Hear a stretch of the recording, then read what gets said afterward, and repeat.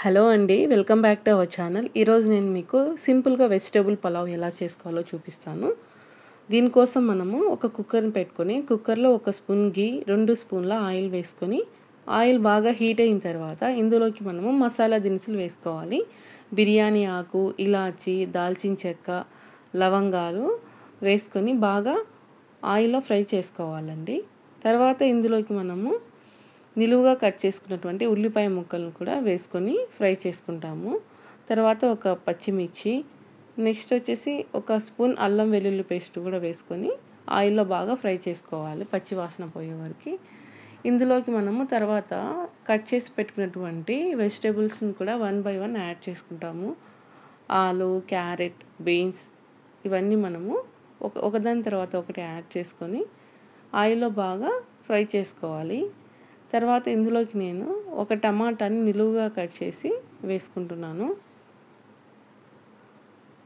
So, vegetables అన్నీ వేసుకున్నాము. తర్వాత ఇందులోకి నేను మిల్ మేకర్స్‌ని కూడా తీసుకుంటున్నానండి. ఈ మిల్ మేకర్స్‌ని హాట్ వాటర్‌లో ఒక 5 మినిట్స్ నానబెట్టి తర్వాత వాటర్ ఏం లేకుండా బాగా పిండేసి ఇందులో వేసుకోవాలి.